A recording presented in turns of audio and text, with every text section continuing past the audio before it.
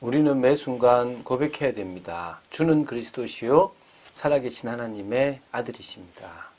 어떤 의미에서 우리도 모르는 인생을 우리는 살아갑니다. 자꾸 속이고 뭔가 집착하고 또 뭔가 이렇게 맞지 않는 것에 자꾸 이렇게 인생을 걸어갑니다. 복음을 알지 못하면 그렇게 틀린 인생을 살아갑니다.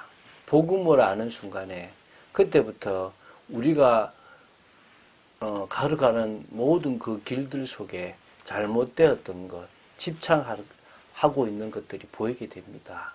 주님은 십자가에서 우리의 근본 문제를 해결하셨습니다. 그리고 우리로 하여금 가장 축복되고 가장 응답받는 삶을 살 수 있도록 길을 열어주셨습니다. 오늘도 예수님의 그 십자가의 복음이 정말 사실임을 보는 축복의 시간 되기를 주 예수 그리스도 이름으로 축원드립니다. 자, 마가복음 15장 21절부터 28절 말씀까지를 보도록 하겠습니다. 이 내용은요, 예수님이 군병들에 의해서 골고다로 끌려가는 과정입니다. 그 과정 속에서 구레네 사람 시몬이 대신 십자가를 지고 가게 되는데요. 거기서 끌려가서 십자가에 못 박히게 됩니다. 그때 물론 좌우에 강도 두 사람도 같이 못 박히게 되는 것이죠. 우리 인생의 문제, 반드시 해결돼야 될 창세기 3장의 문제를 십자가에서 해결하시고 또 십자가로서 구원의 길을 열어주셨습니다. 그 부분을 한번 나눠보도록 하겠습니다. 21절을 보겠습니다.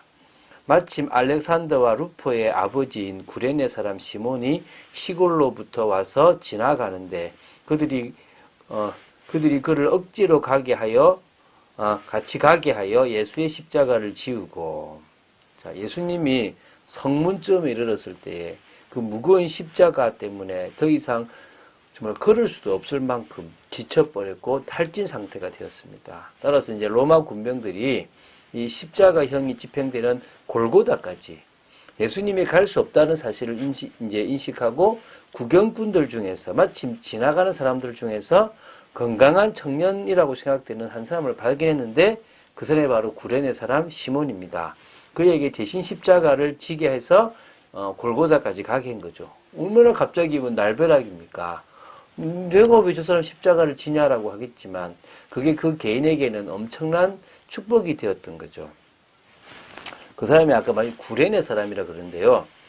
이거는 구레네 태생의 사람이라는 뜻으로 보면 되겠고요. 이 구레네라는 곳에서 태어나가지고 거주해온 디아스포라 유대인이 바로 시몬이었습니다. 그런 유월절을 지키기 위해서 이 예루살렘에 와 있던 중에 이 뜻밖에도 자신의 이 자의가 아닌 타의에 의해서 한마디로 어쩔 수 없이 예수님이 지고 가야 할 십자가를 대신 지게 되었습니다. 근데 마태복음과 누가복음에는 그냥 구레네 사람 시몬이라고 나오는데 여기는요 생뚱맞게 이 두 아들 이름이 나와요. 알렉산더와 루포의 아버지인 구레네 사람 시몬이에요. 무슨 연관성이 있다고 이 알렉산더와 이 루포라는 이 두 사람의 이름이 나왔겠습니까? 이 마가복음을 기록할 당시 알렉산더와 루포가 초대교회에서 유명한 인물이었다라고 보면 됩니다. 그래서 바울은 로마서 16장 13절에 뭐라 나오냐면요. 루포와 그의 어머니에게 문안하라. 그의 어머니는 곧 나의 어머니다라고 이렇게 소개하기도 있습니다.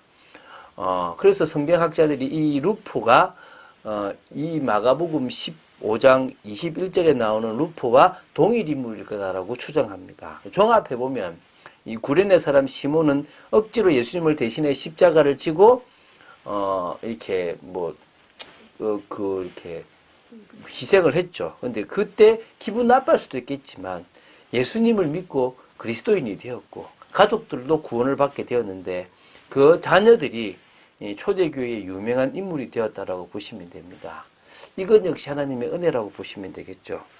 예수를 끌고 골고다라 하는 곳, 번역하면 해골의 곳에 이르러 몰약을 탄 포도주를 주었으나 예수께서 받지 아니하시니라. 예수님이 십자가에 못 박히신 곳은 골고다입니다. 이건 아람어라고 보시면 되고요. 헬라어로는 해골의 곳이라고 보시면 되고요. 라틴어로는 갈보리입니다. 그래서 우리가 골고다, 갈보리라고 썼을 때 무슨 말이냐? 갈보리는 라틴어고 골고다는 아람어고 해골이라는 것은 헬라어로 보시면 됩니다. 몰약을 탄 포도주를 주었다 그러잖아요. 이게 이제 마취제 같은 거예요. 이게 못 박을 너무 고통스럽잖아요. 그래서 고통스러움을 없애기 위해서 몰약을 탄 이 포도주를 먹이는데요. 예수님은 오히려 이것을 먹지 않았다라고 합니다. 그래서 예수님은 고난의 잔을 온전히 받았다라고 보시면 되겠죠. 24절을 보겠습니다. 십자가에 못 박고 그 옷을 나눌새 누가 어느 것을 가질까 하여 제비를 뽑더라. 군병들이 예수님을 십자가에 못 박은 후에 예수님 옷을 제비 뽑은 내용인데요. 요한복음에 상세하게 나옵니다. 이 19장, 요한복음 19장 23, 24에 나오는데요. 요한복음을 보면 군병들이 예수를 십자가에 못 박고 그의 옷을 취하여 네 기세에 나눠 각각 한 기씩 얻고 속옷도 취하니 이 속옷은 호지 아니하고 위에서부터 통으로 짠 것이라고 기록합니다. 그래서 예수님은 그의 속옷마저도 벗겨져서 많은 사람들이 수치를 당했다고 할 수 있는데요. 이 네 명의 병사들이 이 한 사람을 못 박는데 이렇게 십자가에 못 박는데 필요한데요. 이 네 명이 어떻게 해요? 예수님의 옷을 나누어 가졌다라고 보시면 됩니다. 이 사형 집행자들이 가지는 부수입 중에 하나였다고 보시면 돼요. 자, 때가 제3시가 되어 십자가에 못 박으니라. 자, 제3시라고 하는 것은요. 우리 시각으로 말하면 오전 9시 이렇게 9시로 보시면 됩니다. 그래서 오전 6시에 사형 선고를 받고 3시간 동안 로마 병사로부터 군병들로부터 조롱, 매질 그리고 골고다 언덕까지 올라오시고 9시에 십자가에 못 박히신 것입니다. 26절입니다. 그 위에 있는 죄패에 유대인의 왕이라 썼고 당시 이제 죄를 지은 그 죄수에게 명패를 붙여서 가슴에 거는 관례가 있었는데요. 십자가형의 경우에는 위에다가 이렇게 붙인다고 합니다. 그게 죄명이 유대인의 왕입니다. 대제사장들은요, 자칭 유대인의 왕이라라고 이렇게 문구를 수정해 줄 것을 요구했는데 빌라도는 나의 쓸 것을 썼다라고 하면서 거부했습니다. 요한복음 19장 21절에 나오거든요. 그래서 하나님의 섭리죠. 대제사장의 요구들이 받아들이지 않고 오히려 만왕의 왕으로서 유대인의 왕으로서 그 표현되는데요. 히브리어, 헬라어, 로마어로 이렇게 쓰여졌다고 합니다. 강도들을 예수와 함께 십자가에 못 박으니 하나는 그의 우편에 하나는 좌편에 있더라. 28절은 없습니다. 자, 정치범으로 몰린 예수님과 아마 열심당원으로 추정되는 두 강도가 예수님을 중심으로 좌우에 합쳐서 이게 세 개가 처형돼서 이렇게 딱 세워졌습니다. 유대인들은 이렇게 집단적 사형을 꺼렸지만요. 로마 통치자들은 시각적 효과를 위해서 반역자들이나 노예들을 집단적으로 처형하곤 했는데요. 누가복음에 보면 이 좌우에 매달린 강도 중에서 한 명은 구원을 받고 다른 한 명은 버림을 받은 사실이 누가복음 23장 39절 43절에 기록되어 있습니다. 주님은 마지막 운명을 당하는 그 순간까지도 자신을 믿고 따르는 강도에게 구원을 주는 은혜가 임에게 구원을 주셨는데요. 고린도전서 1장 18절에 보면요. 믿는 자들에게는 하나님의 능력이지만 미련한 자들에게는요. 구원을 얻지 못할 자들에게는 미련하게 보인다 그랬는데 어찌 보면 딱 대조적으로 한 명에게는 하나님의 능력으로 보였고 한 명에게는 뭘로 보였습니까? 미련하게 보였던 것입니다. 28절에 대한 거는요. 범죄자들은 함께 헤아림을 받았다라는 성경이 이루어졌다라는 이런 표현이 이 표준 원문에는 있다고 하고요. 우리 또 권위 있는 성경에는 없습니다. 그냥 참고만 하시면 될 것 같습니다. 예수님의 십자가는 사실입니다. 예수님은 우리가 짊어져야 될 십자가를 짊어지셨습니다. 그래서 우리는요, 그 십자가를 믿을 때 성령이 우리에게 역사하심으로 그 십자가와 우리를 연합되게 하십니다. 예수님의 십자가가 나의 십자가, 예수님의 죽음이 나의 죽음, 예수님의 무덤이 나의 무덤이 되고 예수님의 부활이 나의 부활이 될 것입니다.